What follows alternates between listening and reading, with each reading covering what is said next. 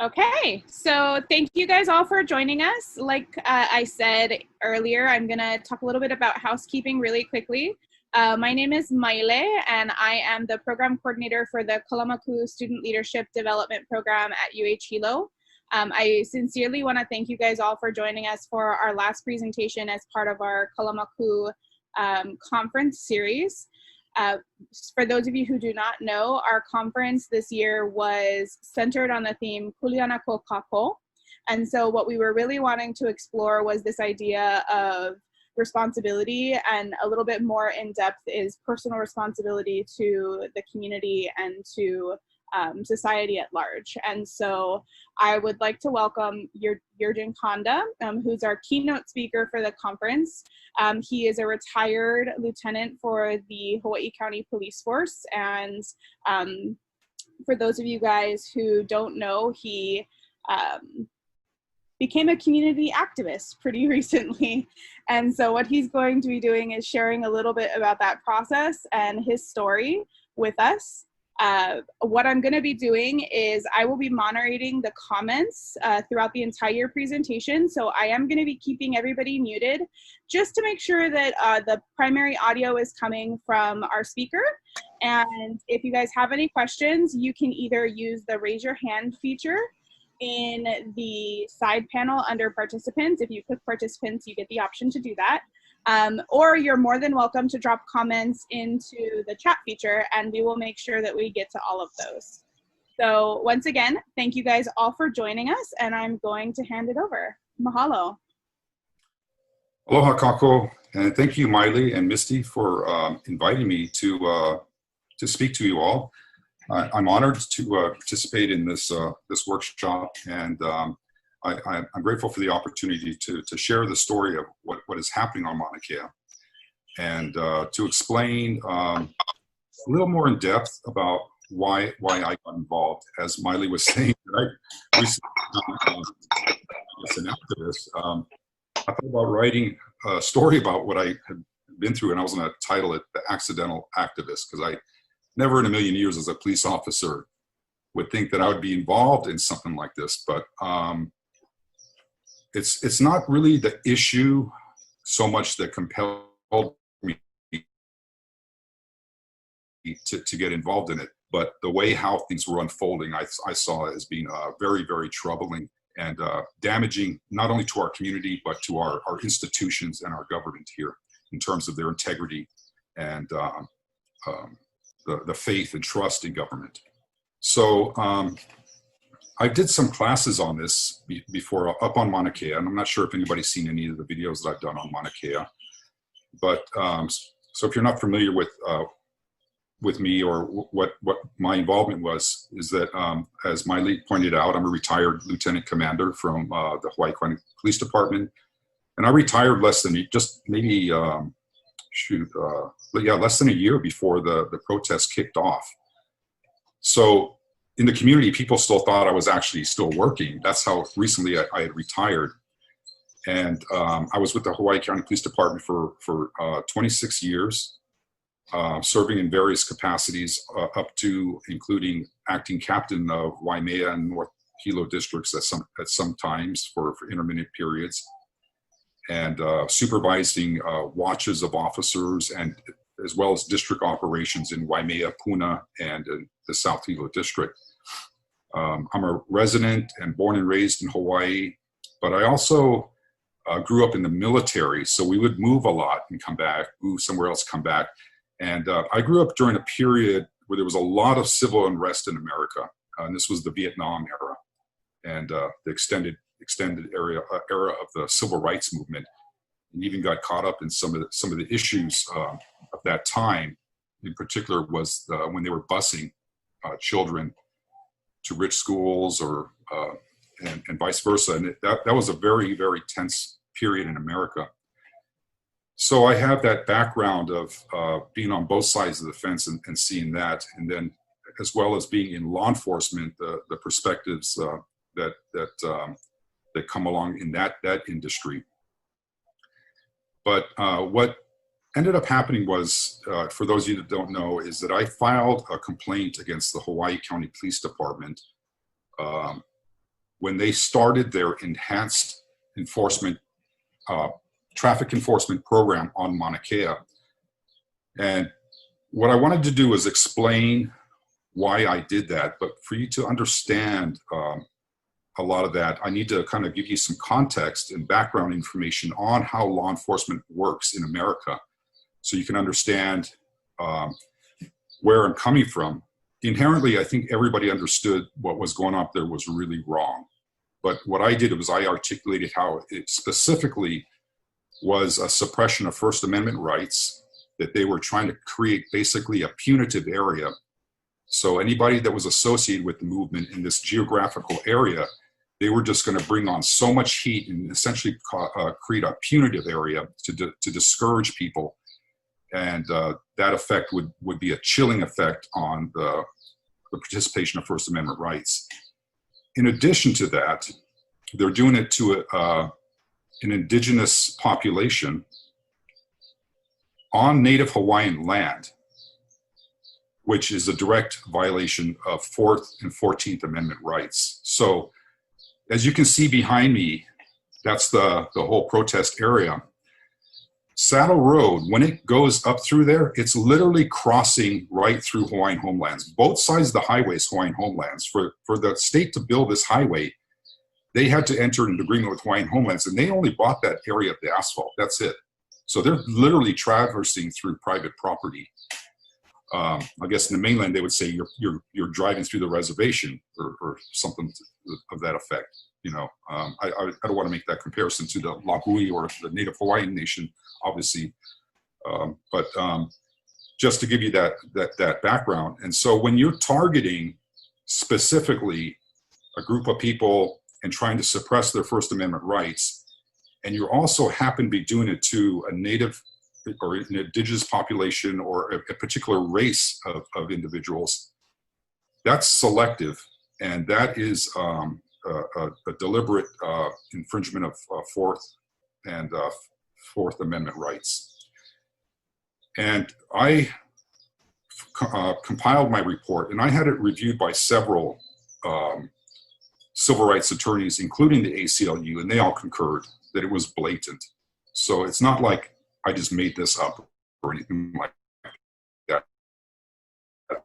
This is literally what my job was to prevent police officers from abusing their powers. So it was something that I was very, very much involved in the police department, always moderating the behaviors and teaching police officers what the limits of their powers were. And the worst thing that we can do is violate rights, because it obviously ruins investigations and causes lawsuits. So it's actually kind of an area of expertise for a supervisor. So the reason why I did this was because, you know, with Mauna Kea, my wife and daughters are strong supporters. They're Kamehameha graduates. They follow the issue, and they felt as Mana Wahine that it was their kuleana to participate. And I have no problem, essentially, if they get arrested. My wife is on the road. I put bail money in her pocket. I just want her to be treated with dignity. You know, we may lose, most movements lose, but everybody wanted to at least make their statement. But when you turn things and now you want to try to criminalize them and treat them unfairly and persecute them, that's totally uncalled for. That is completely uncalled for, and it's off the chain for the police to be taking things to that limit. And we, you know, generically say the police, but honestly, what's going on here is this is a unified command, and it's actually being run by the governor and the state AG. So the police are just participants in it, but what's being done is being directed by the state. So another thing that's really important for everybody to understand too is that, and I downloaded this, and I think everybody should have this reference. This is from OHA. This was a state commissioned study, and it's called The Disparate Treatment of Native Hawaiians in the Criminal Justice System. So what the state has actually shown by their own study is that the Native Hawaiian population has historically been treated unfairly in the criminal justice system in Hawaii. There's more incarceration, they get longer jail sentences, and a host of other ill effects that the Native Hawaiians suffer, and they don't commit any more crime than anybody else. But this is just an ongoing punishment against the Native Hawaiians for not participating or condoning the overthrow. So it's been going on for over 100 years, and the state itself acknowledges that it's been doing it. So this kind of treatment by the criminal justice system is the worst that you can get. That's the worst kind of oppression. Nobody else has the power to deny you of your liberties and incarcerate you. So there's no way of getting around the fact that if the state's own criminal justice system has historically been oppressing Native Hawaiians, you can't get away from the fact that that's systemic racism. So not only are you doing this, you're suppressing civil rights, but you're further oppressing people who have been historically oppressed, above all others in the state. So it's incredibly egregious. And what's really stunning is that in this study, there is an acknowledgement that the Hawaii County Police Department even knows about it and is supposed to be implementing plans and policies and procedures to mitigate that, to reduce that ill effect and ill treatment of the Native Hawaiians. So how are you as a police department, when you know that people have suffered historic injustice, going to double down on that now? It's a really shocking thing. Because I grew up in an era where you always showed respect for Native Hawaiian issues. So that Native Hawaiians, when they spoke about their things, you just stayed out of it. You pretty much should just shut your mouth. Because no matter how you felt about any particular issue, you couldn't ignore the fact that what happened in Hawaii was unfair to begin with. And that's why everybody's at where they're at now. And now what they've done is they've just normalized all this disrespect. And that is just outrageous to me. And that's what's happening. And in particular with this event, as I learned on Mauna Kea, that Mauna Kea in Hawaiian cosmology is considered the mother, and that's the mother, the female shape. And so what really stunned me was, here you have the mother in the background and all her daughters defending her. I get a little emotional when I think about that, because it was a deeply moving moment. And we all know the world's out of balance. So seeing women come up to try to change that was really moving. Excuse me, sorry about that. I'm not such a mushball, but Mauna Kea kind of did that to me. We don't treat women like that. So as a police officer, it deeply hurt me to see my people treated like that. Excuse me, sorry about that. I normally don't get like this. I don't know why I'm like this. I guess I'm just kind of releasing a lot of the anxiety that I went through. But as society, a reflection of society is how we treat women. And this was really deeply troubling. So initially when I went up to Mauna Kea, I was done with law enforcement. I was walking away from that world. It was kind of a dead-end thing. There was a lot of things happening in the law enforcement industry that I will explain to you about why we arrived at this point in time. But I was more interested in the movement and the classes that were going out there. They opened up the university, and there was just really, really great educational opportunities up there. And mostly I was really just dumbfounded by this movement. I mean, being in government for so long and being at the edge of it, where you're trying to keep order, basically, and dealing with the most extreme things that happen in society and just the daily maintenance of it. When I went up to Mauna Kea, there wasn't one police officer, and it was the most organized community I'd ever been in. It was the most peaceful society. Everybody was treated equally. Everybody pitched in, and it just really amazed me. And I just thought that, I thought that social scientists should be up there studying what's going on. There's something that we can learn here. And for me, it was that because of the cultural base atmosphere and the values, that it really resonated with people. Because you don't have to be Hawaiian to understand, these values of, community and ohana and family and respect for your elders and everything. That comes from all ancient societies and civilizations. And it's just something that spoke to everybody. And so I was pretty much just following that and just studying it, as I guess as an amateur. I'm not a scholar, but it was really interesting because one day everything just changed and just kind of dominated us, and that was the enforcement. So my involvement with Mauna Kea actually started back in 2015. So I'm just going to give you a little history now. In 2015, I was the lieutenant commander in Waimea, and alternately I'd be the acting captain. And that's when they had the 2015 protests, and everybody got sent to the Waimea station to be arraigned or whatever. They're going to have their court cases. And then we find out that actually the Kia'i were preventing TMT from breaking the law. So I was just blown away. So what was happening is that the case was being contested in court, and TT tried to race up the hill to bulldoze the place, because what they're applying is called the degradation principle. All right. So they've admitted that Mauna Kea is so destroyed that literally the justification for building TMT is based on being that the land is so destroyed, building TMT won't matter. So therefore, the area should no longer enjoy any protections because there's nothing to protect.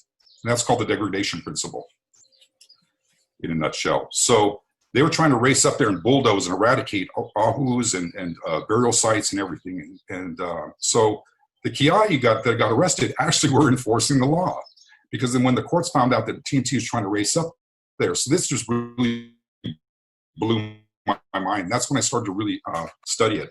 But as a lieutenant commander, eventually I was going to be transferred back to East Hawaii, and I knew, and eventually I was transferred to Hilo administrative lieutenant position. And it's the Hilo lieutenant administrative position that formulates the strategy for Mauna Kea. So I had to get on the stick, because the lieutenant that I ended up replacing, he did all the operations plans and everything. It was a nightmare for him.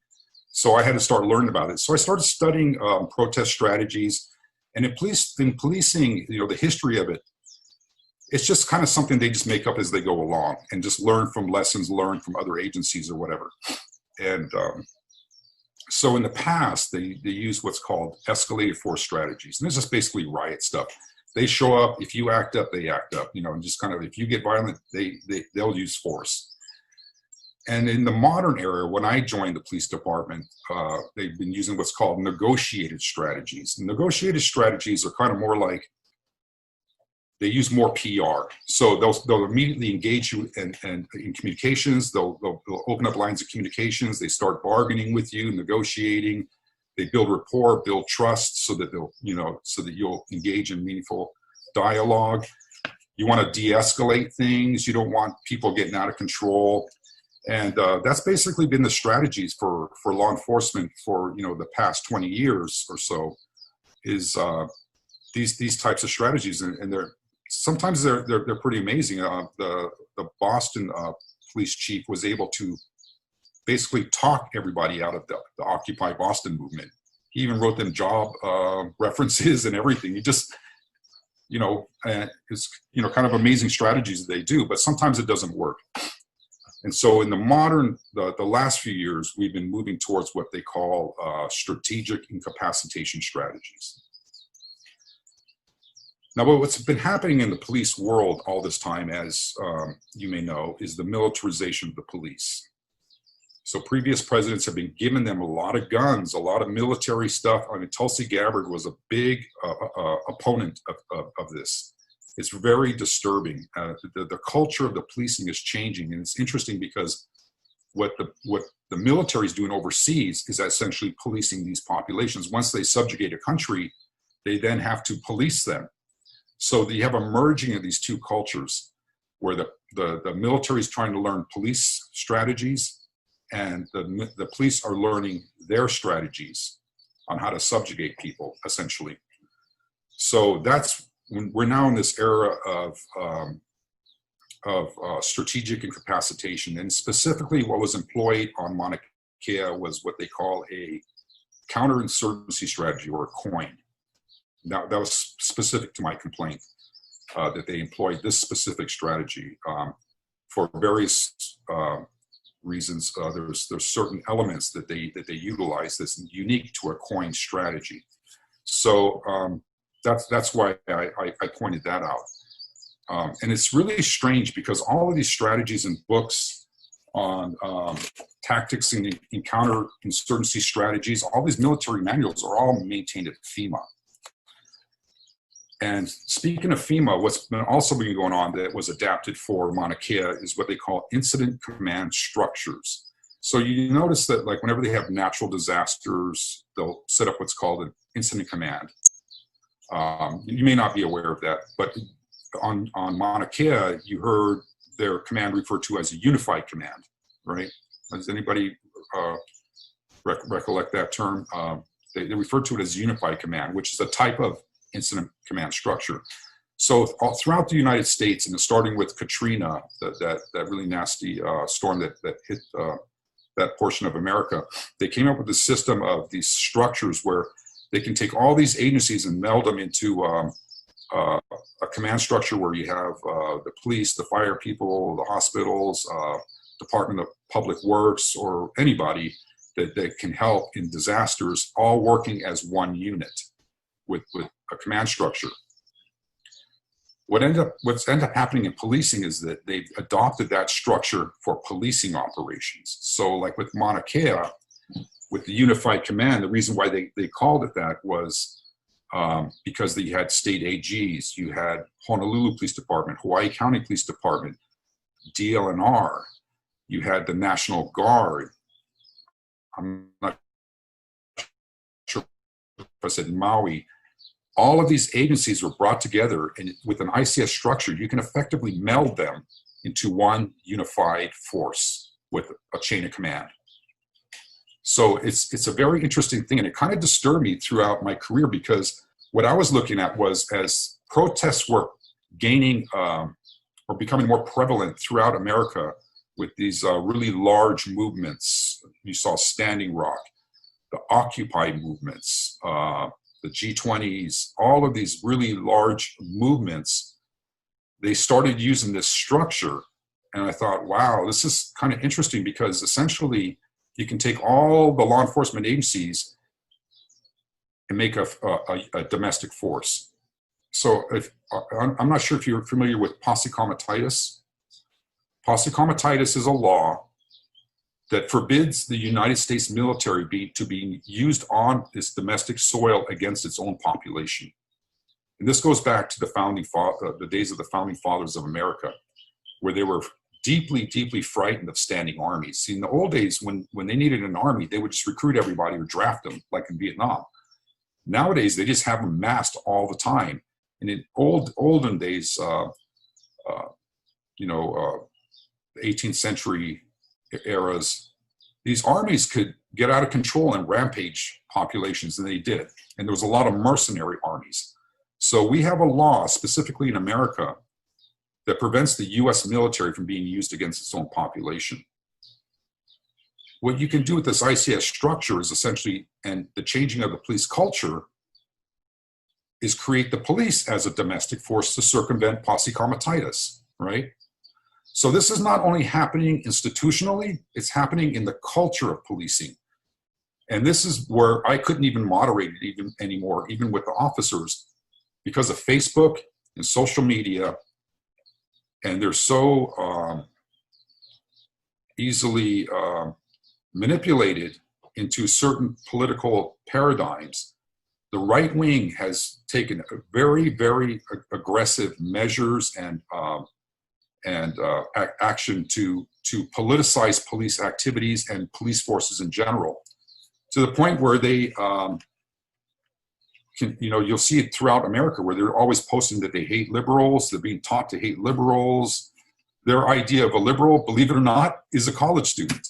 So the meme is always followed by a college student yelling at a police, just anything that and obviously the Second Amendment movement.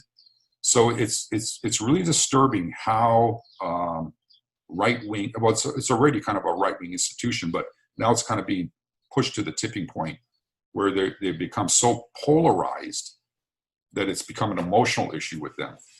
So when you have a group of people like that and you're putting them in a command structure of this, and you're going after protesters who they've essentially been told are the worst of society because they're always challenging the system or whatever it is that that the right wing portrays them as, we got a problem here. So initially, when I was on Mauna Kea, I did some videos. And what I did was I was interviewed by the Kiai on Mauna Kea about my perspectives of the movement. And it was basically, I was just saying that I was amazed by the movement and the social aspect. I didn't talk about the politics of Mauna Kea or the issue of TNT at all. I was just talking about the movement. And one of my main reasons is that I wanted to bring a sense of moderation to this whole thing, just portray it for what it is. Like I said, if you're going to come and arrest everybody, then you're going to do what you're going to do. Just do it respectfully with dignity. This movement has a history of nonviolence. So getting back to negotiated strategies, if you remember the 2015 protest, Captain Richard Sherlock was a really good friend of mine. He was the commander, and you remember him going up there, and he'd be with his cup of coffee, talking to, hey, everybody, how you doing? And there was a lot of respect shown back and forth. And the reason why he's holding that coffee, because it just takes a very passive demeanor. You're not standing there with your hands on your hips or, being aggressive. And he was very into the negotiated style of de-escalation. Hey, we're both in a bad situation and we got to do what we got to do. You got to make your stand. We got to arrest you, but let's not take it to certain levels. We're all locals here and we're in a bad spot. And let's just keep things, civil. And you saw that on the initial, so when they returned for 2019, those rules were pretty much established already. So you saw the police come in and they were very respectful and just, low key, but they failed, right? They thought that they were gonna be able to do it. They brought in all this manpower, and I don't think that they anticipated failure. Because if you can look behind me, look at all those cars and all those people, they just did not expect thousands and thousands of people being up there. So it was just something that all the planning in the world wouldn't be able to deal with. But now they had to solve this situation. And so what ended up happening is they changed from going from community policing to this hardcore military strategy. And you'll remember that happened when the enforcement project started. And that was the same day that the incident commander's report came out. Now, the incident commander's report of the arrest date of Mauna Kea was obtained by Mahealani Richardson, a news reporter, who got the court case, the court's documents released, and she published the incident commander's report as well as the attorney general's statement. And when I read that report, it just kind of drained the blood from my face, because I saw it for what it was. And what it is they're building justifications. In that report, it was entitled A Volatile Day on Mauna Kea. And the incident commander basically describes and details all the elements of a riot. And that greatly alarmed me, because I know at this point I know what they're doing. The problem with Mauna Kea is they had so much people up there that the negotiating strategies just didn't work. There was just too much people, and they needed to reduce this movement by debilitating it and chasing off people and scaring off people. So that's why they brought in this whole enforcement effort. And what a lot of people don't understand is that nowadays with the strategic incapacitation strategies, is what they will try to generate the justifications or look for the justifications of when things hit the threshold of a riot, and then it's game on, and they use a lot of force. So the first time this happened was literally at Trump's inauguration, where some people got out of control, and next thing you know, it was just mass force. So they don't even play around anymore with this stuff. It's just with strategic incapacitation, there's no negotiation. It's they redefine themselves as the good guys again, and you're the bad guys, right? Or whoever it is that they need to deal with. So with that that strategy, they need to build justifications, because when you use force, you have to have justification. There's laws that limit and prescribe when force can be used, or certain tactics or whatever. So in Hawaii or throughout the United States, what they typically look for is the threshold of a riot. And during my studies, there's this thing called the ICNL Protest Law Tracker. And all across America, if you ever look that up, if the letters ICNL Protest Law Tracker, if you ever Google that, it's a very, very informative document that everybody, or a site that everybody should look at that's interested in what's going on in America. It's all these crazy laws that they're trying to pass. They're basically trying to legislate the First Amendment out of existence, all right? So throughout all the oil states, you're going to see that it's a felony to protest at a pipeline. It's a felony to support a pipeline protest. And where it really got me was, being a union person, is the labor laws that they're trying to, huge fines for teachers if they protest at certain state capitals, outlawing picketing, outlawing protesting. And the one group that's mentioned the most that they're always going after, of course, is university students. So in almost every state, they're trying to mandate high sanctions for university students, because they typically are, I guess, a hotbed of ideals and action. Historically, this goes all the way back to 2,000 years to when they founded the first universities in Greece, and so that's why they always control education, by the way. So this was really disturbing. One of the laws that they're trying to change in many of these states is to lower what's considered a riot, so they can hit that threshold like that. The interesting thing is, what they're trying to look, and these laws are getting shot down. For instance, New Jersey tried to pass it. They were like, no way. What they're trying to change it to is what currently the Hawaii law is. We have the lowest one in the nation. So in Hawaii, a riot is 5 or more people engaged in disorderly conduct. And this disorderly conduct can be anything. You ever see the drunk guy in 7-Eleven? Or somebody, shouting profanities on the road, or people bouncing and kicking off their slip? That's disorderly behavior. It's literally everything that basically causes people to get upset. You need one more element to make it a riot, and that's a dangerous instrument. So during this report, the pu'ohe, which is the bamboo horn, it was characterized as basically a weapon.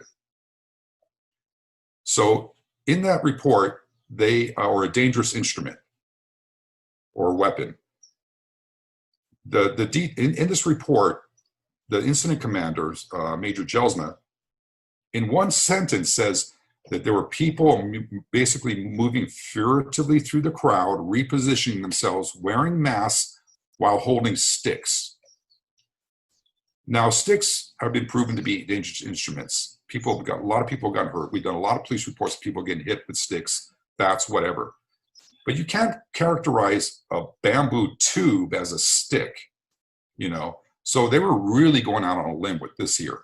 But basically what they were doing was documenting justifications, right? And then the most alarming statement that was made by the Attorney General was she characterized the setting up there as a combustible cocktail of factors.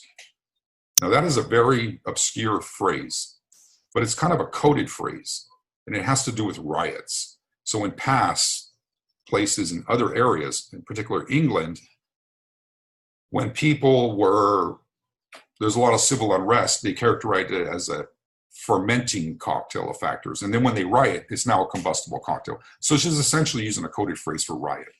So this is starting to all be set up. And then with this coin strategy, the biggest component of a coin strategy is actually the public relations strategy. So that's why you just saw everybody bombarded with all this multitude of different angles, you know, of how did it all start? First, it was spirituality versus science. It was everything but the underlying issue, right? The economic benefits. Then they had that multi-agency press conference where you had dealing officers swearing that the kia'i were damaging local plants. They have a witness who thinks it. You know, they couldn't even prove it, but and there were people running across the street, and it was dangerous, and there was drinking and drugs, and they got caught flat-footed because when they made that statement, the press was still on Mauna Kea, and the press turned right around to the liaison officer and put the microphone in his face and said, "Have you found anybody drinking up here?" And he was like, "No."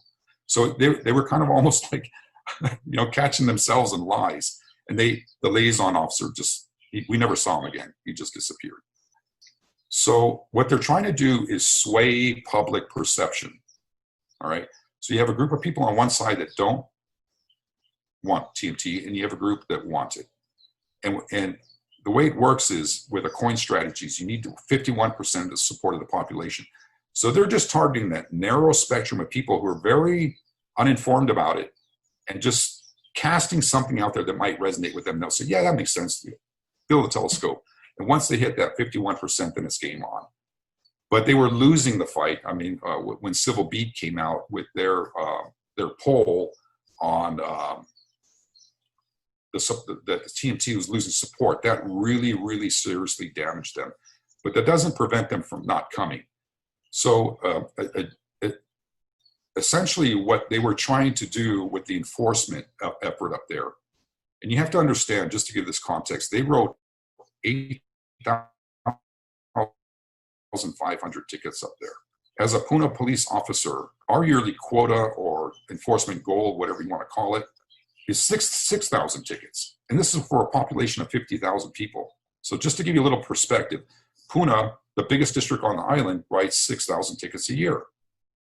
This group of maybe a couple hundred people on Mauna Kea got hit with 8,000 tickets. So what they were doing was trying to generate the statistics to justify characterizing this movement as a criminal element.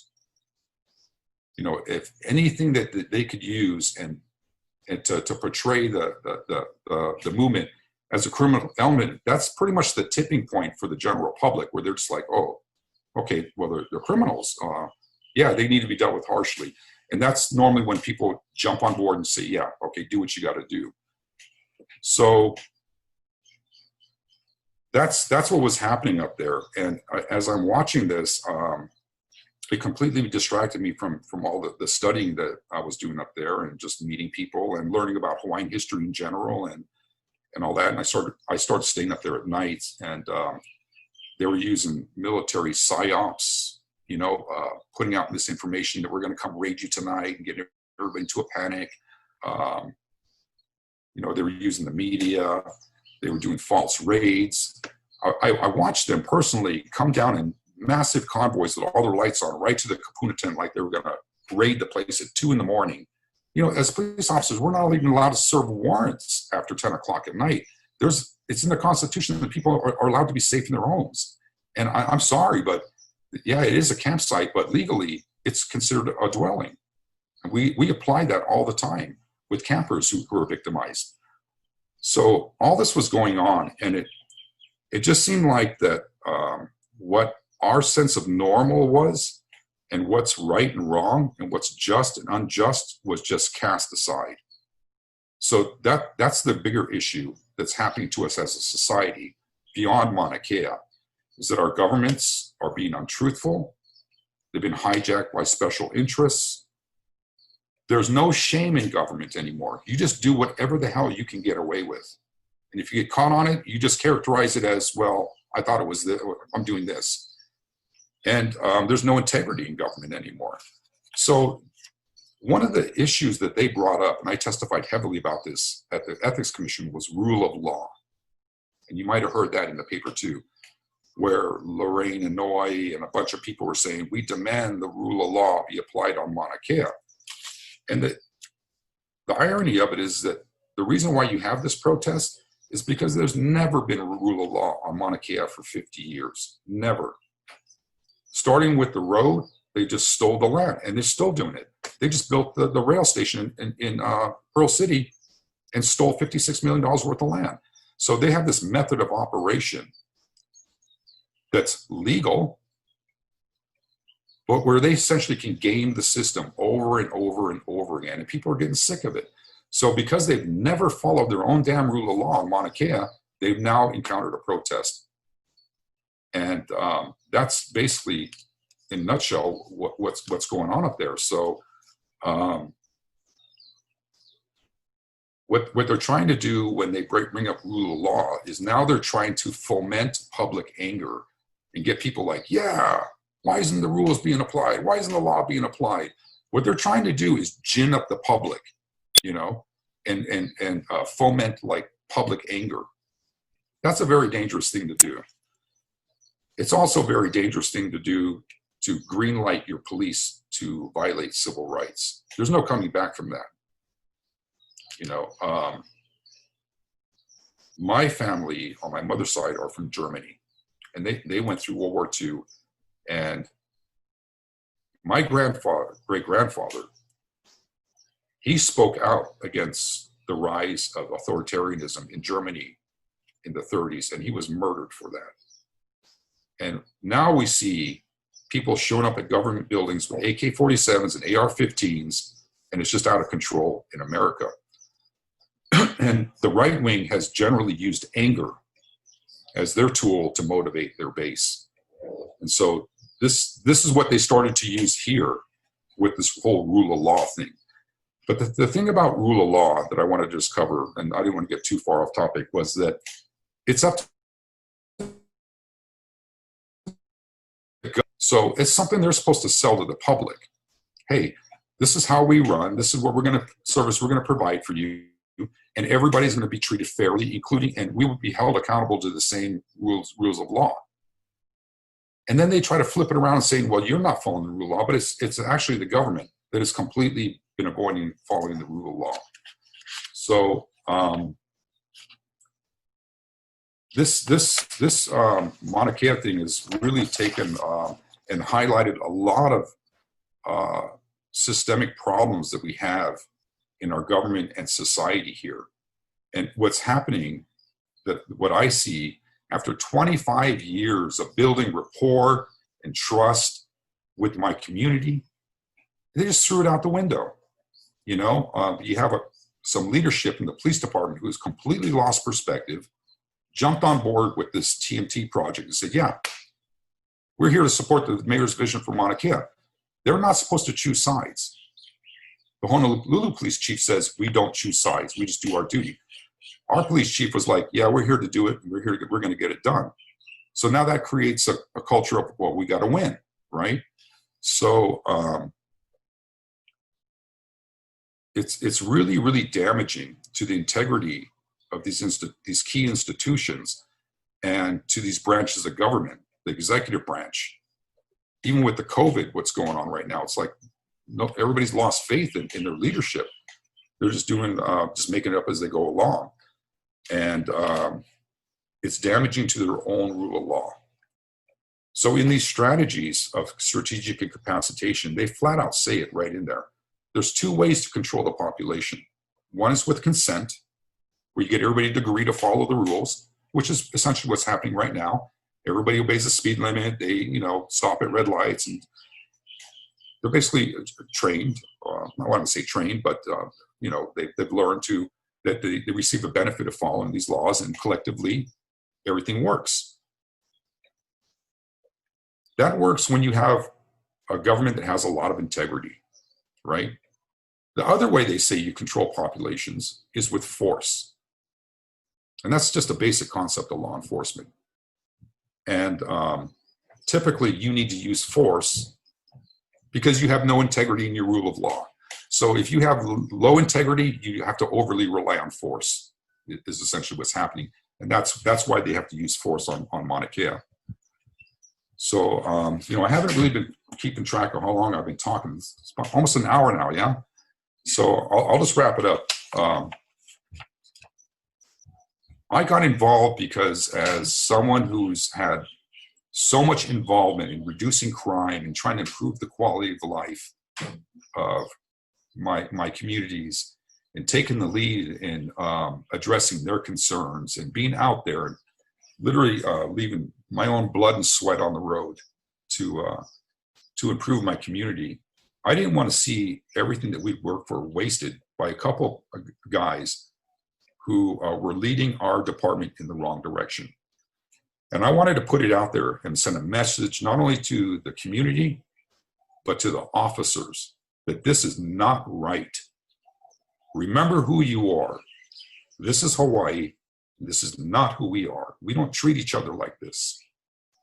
We don't do that. We're not going to normalize rudeness or, trying to criminalize segments of our society or use or create threatening environments for women. We have standards here. We're a local community, and we need to remember that where we are. So my most important thing is for everybody is just to remember and remember what's normal, because that's what they're trying to change.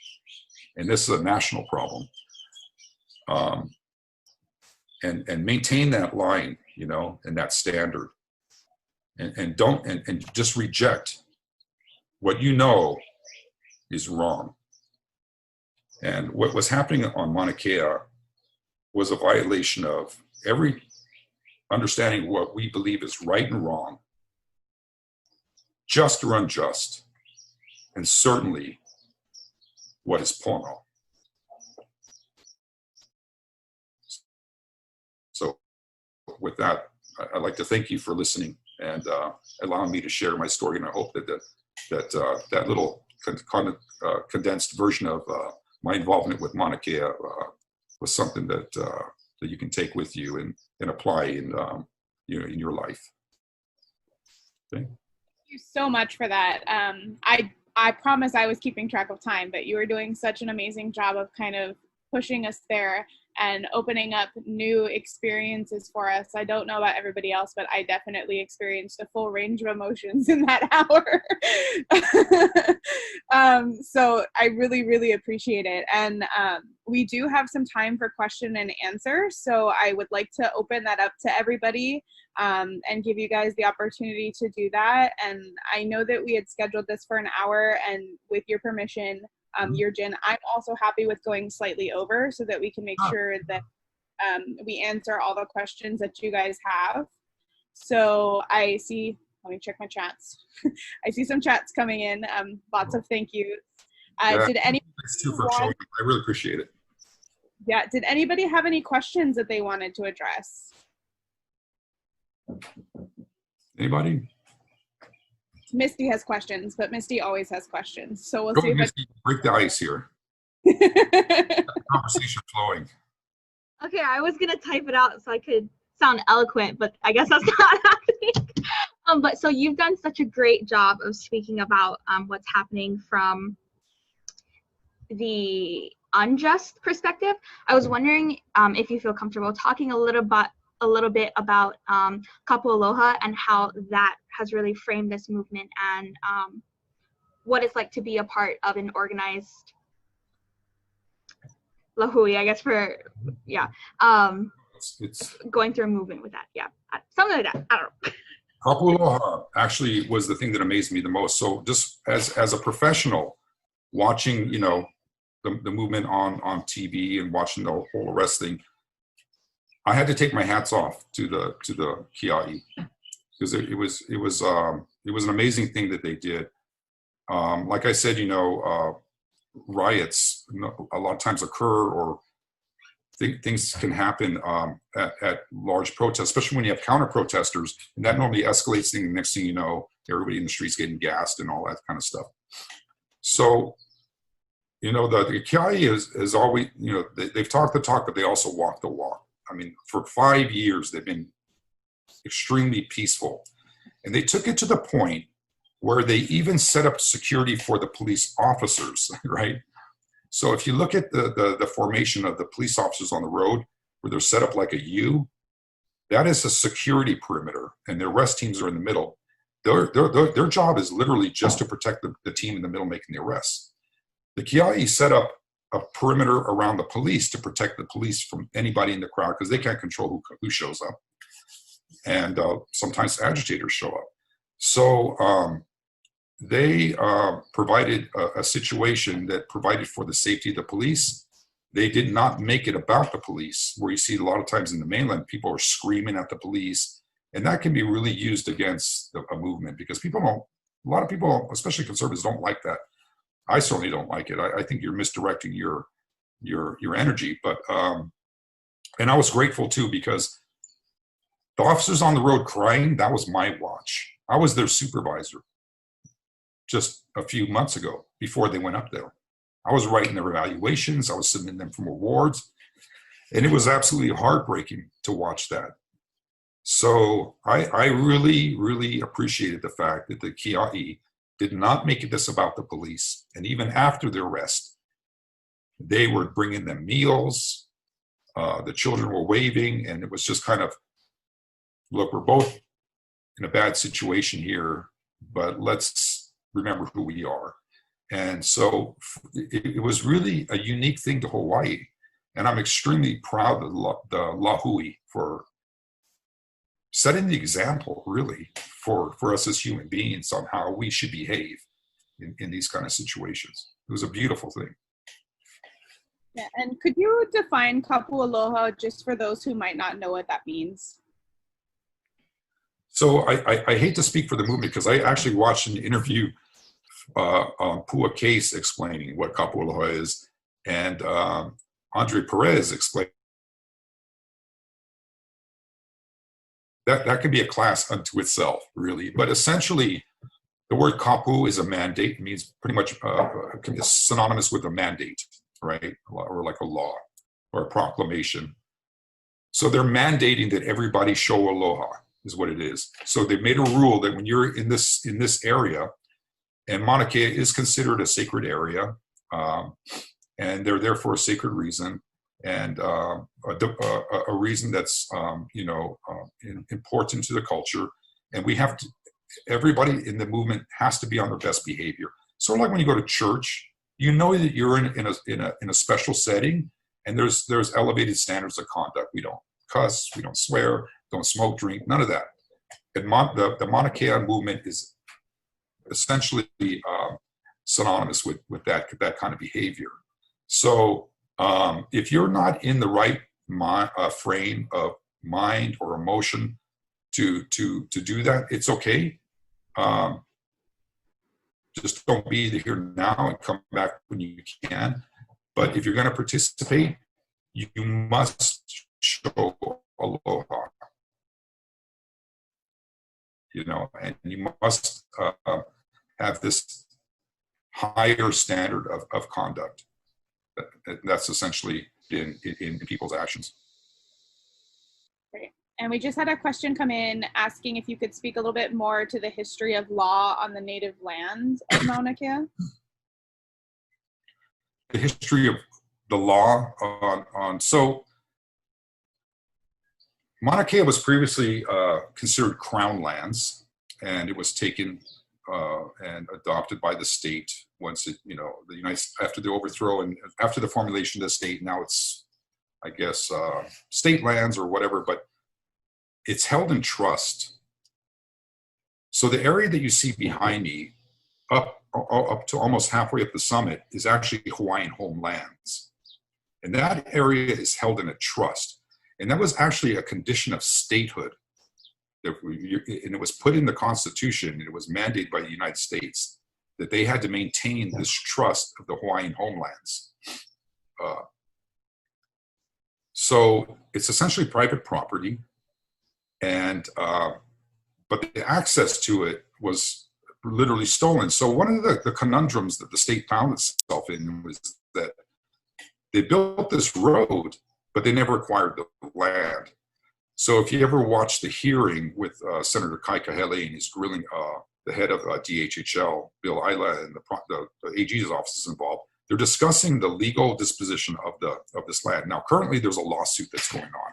As a matter of fact, there's huge lawsuits going on because as a trust, you know, you've heard of trusts. Some families have them. You put your whatever. A trust attorney is held to even a higher standard than, you know, the highest standards possible in the service of their client. And that's not what's been happening. They've been actually servicing other people above their client. And they've allowed the land to be taken, and the state does not hold the title to the land. And they were caught at this years ago. So they said that they were going to pay $15 million or $5 million for it. And then if they didn't pay, a few years later, they asked, hey, where's the $5 million? And the state literally said, we didn't agree to that. What are you talking about? So they've just been kicking this can down the road. And now they want to arrest people on a road that they don't own. So legally, what Bill Ila says that it's an illegal structure. That was literally his words in the Senate hearing. And the Attorney General said that they actually only own the asphalt, not the land underneath it. So I guess they're going to have to levitate this road to make the obstruction of a roadway actually stick. You know what I mean? But it's the craziest thing. And that's what I'm talking about, rule of law never being applied up there. Stole the land, built the road, refused to pay for it, denied that they were even in an agreement for it, allowed 5 telescopes to be built with no permits, no EIS, nothing, destroyed the place, and then now they're trying to use all the ill effects to justify building TNT, which is idiotic. I mean, TNT is literally the size of the footprint of all the other telescopes combined. You know, they don't even have the highest structure you're allowed to build on the Big Island, I think, is 6 stories. They're building something 18 stories with no. That's not even, you know. So it's just ridiculous what's going on in Mauna Kea. As a law enforcement officer, I would never ever touch this with a 10-foot pole. Somebody came to the station and said, "Hey, this is my situation here." You know, so I use this this analogy to describe what's happening with the road. Say like you come and say, "Hey, I want to report my car stolen." Because Misty's out there and she's refusing to let go of the steering wheel, right? So when we go out to the car and I run the plate in the computer and find out that Misty's the owner of the car, right? But that's not the issue, that you have a car that you acquired illegally and that Misty's car was stolen from her. We're not going to even care about that. What we care about is Tim, who's coming from the mainland, who already has a contract to use that car. And his needs are paramount. So we're just going to disregard everything else and give him that car to use because he wants to go up to Mauna Kea in it. It's the craziest thing, right? Like I would tell people that you don't have ownership, you need to solve that or come back with something, you know. At the very most, if they could show that, hey, I have, you know, some witnesses or whatever, we did agree to do this transfer. What we would do is seize the car and hold it through a interpleader until we could sort this out so that no one could have advantage, right? So literally this place should be taken into conservatorship, but everybody supports special interests, and even the courts are bending over backwards to justify things like the degradation principle. It's just absurd. But the degradation principle itself doesn't nullify the fact that you have polluter laws, that you violated all these other laws, and you should be sanctioned and punished and pay massive fines. That's completely fascinating. Thank you for sharing that. It looks like Misty has another question regarding Misty, regarding resources. She wants to know if you could explain a little bit about the consequences, or if you could provide resources, if you know them, for what it would mean getting arrested at Mauna Kea, particularly because at least 2 of the people in here are teachers or are planning to become teachers. And so they'd like to know a little bit more about how that can affect them. Well, you know, as you know, your employers do look at your arrest histories. Obviously, that's something that I had to be very aware of. As a police officer, we screen that. But there's been people that have been hired as police officers that have been that have arrest records or had a previous DUI years in the past or whatever. Everything is weighed by the people who are actually making those decisions. So typically with the arrest on Mauna Kea, it would be like a misdemeanor or petty misdemeanor. Petty misdemeanor, I believe. You know, it's pretty low level thing, because here's the thing about civil rights, okay? If you're going to arrest somebody for being on the road, right, that's all you're arresting them for, obstructing a roadway, right? So you can't add an additional punishment for a protester who's doing it, all right? So they have to be held to the same standard. You can't set a higher standard for them and say, well, yeah, but this is a protester and they made it really hard on us, so we're going to really give it to them. No, you can't do that. So that's the interesting all set by precedent. So with civil disobedience in particular, it's almost considered part of our culture. It is a protected thing, and people will break a law. It's normally a minor infraction or a low-level law, but that's only to make a point about how serious they are about it, right? So you can't increase the sanctions. Now, so with that, I'm not sure how certain industries feel about arrest histories. That's something you might want to confer with them about first. So I wouldn't want to tell you, go out and get arrested, you're good to go, you know, or anything like that. I mean, I don't want to do it, because the people that would arrest me it would just be a really bad dynamic, you know. Although I do support and those in my family who are willing to be arrested. But for me, it's kind of just to make a point, you know. Sure. Thank you for that. The next question that came in is, what do you see happening after quarantine? And I think that this is just from your opinion. Well, quarantine is a very interesting animal, and I could talk about this all day long, but number one, I'll just tell you right now, we do have pandemic plans and they're not following them. So it's a very interesting thing. This is something we went through with George Bush. We went through with Obama. There's national pandemic plans. There's implementation strategies. All the scenarios that are unfolding were all predicted, and they're all, you can download them online. Just go to the CDC and type in pandemic plans, and they're all there. Even the public and families should be using PPE and all that. Why they're pretending like this is all new and we were unprepared for it, when they bragged about it previously that they had 180 million masks in a warehouse ready to be dispersed. And now all of a sudden they don't exist. I don't know. But one thing that you will notice, and I don't know if you ever heard of Naomi Klein, but she talks about shock doctrine. So anytime there's a crisis, you know, in the political world, there's a saying: never let a good crisis go to waste. They just take all these things they've been trying to pass before, and they just bring them up. So what happened in the state of Hawaii is right from the get-go, we had the most severe restriction on government transparency and civil rights in the entire country. So they can basically operate behind closed doors right now and not disclose what they're doing to the public. And right off the bat, they suspended union contracts, everything, before the first person even died. They got rid of collective bargaining and union contracts and everything. So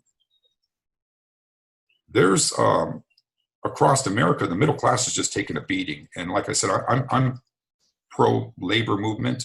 I follow these issues, and I see how they are taking advantage and exploiting the COVID situation to really knock back worker rights, pays, benefits, everything. It's essentially, in my opinion, this is my opinion, it's class warfare, straight up. And they're robbing the nation, and it's all legal. And that's how governments work now. They just game the system. You just put in your proxy or some mercenary you hire to masquerade as a government official, and then he just helps you rob things. So, on the other hand, this happened in the Great Depression, and that led to unprecedented advancements in worker rights. The setting of the minimum wages, the 8-hour work days, it was the creation of Social Security. So we're kind of like on an apex of, it could go either way. Obviously, they're taking advantage of it extraordinarily to give money to the rich at the loss of the lower classes. But they could also create and coalesce such a groundswell of the middle class and lower classes that could actually bring us together, you know. And I'm hopeful, you know, I like to remain optimistic and hopeful that finally people will snap out of it and see what's going on in America and how things really work, and become more educated. I think this is going to cause people to become more educated about how things work, and to unify people and groups that have been battered down over the previous decades. Yeah.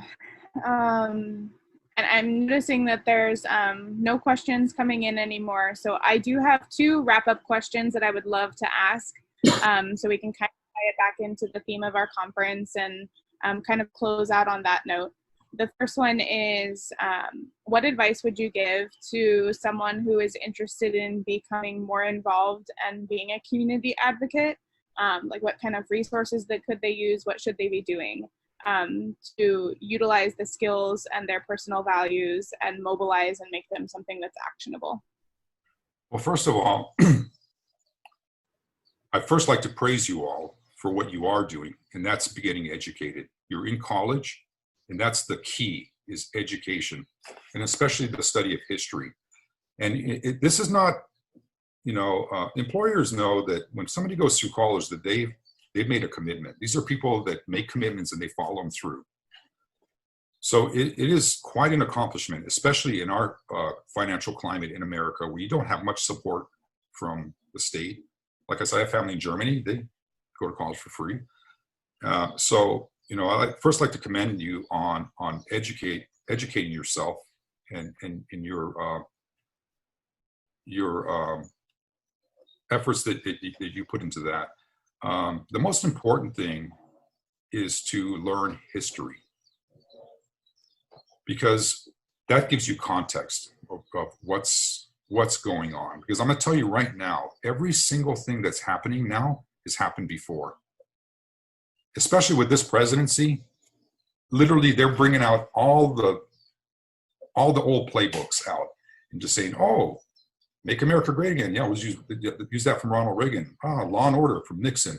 America First, yeah, from the 1920s. Trade war, Smoot-Hawley Act from the Great Depression. All of these things. The wall, yeah. Remember when Reagan made everybody freak out about the Nicaraguans who were coming over our border? Nicaragua's doesn't even border our country. We were freaked out about that. We're building a wall. So what they typically do is they just do the same scam over and over and over and over again. And so becoming educated about things will give you context. You know, like at a crime scene, I can take a picture of a spot on the wall and you wouldn't know where the hell that is in the house, right? It's a spot. We can all agree on it, but it means nothing. Now, because you can't determine where it's at. Now, if I do a crime scene photograph, what I normally do is take a picture of the house and then a closer view and then a close-up view. And then now you can understand what that spot means, or how that blood spot could have possibly gotten there or whatever. So it's all about context and understanding.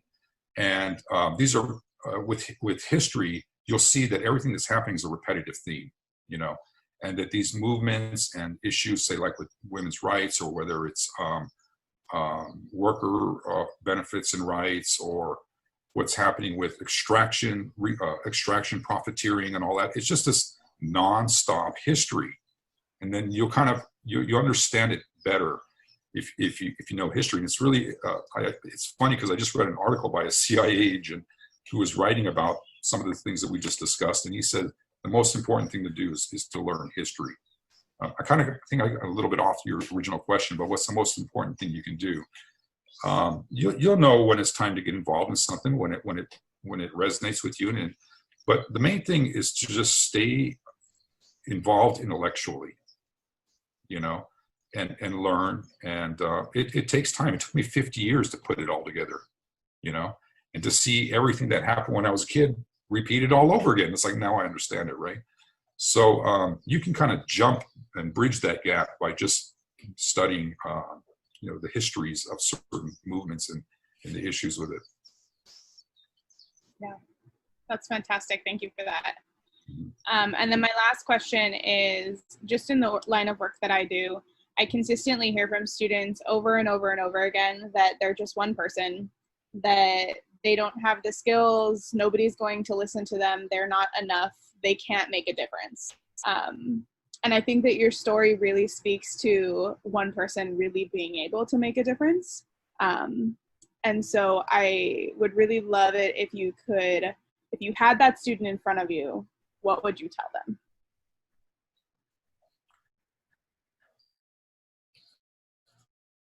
Wow, that's kind of, you know, that's something that I've thought about, you know, my whole life. What difference is it going to make? You know, I didn't vote when I was younger, you know. I just thought the world's just going to steamroll and go in this direction or whatever. But I think that, you know, the time has come where I think that, and I was talking to some people who were actually involved in activism. What I see, I think that activism is going to become mainstream.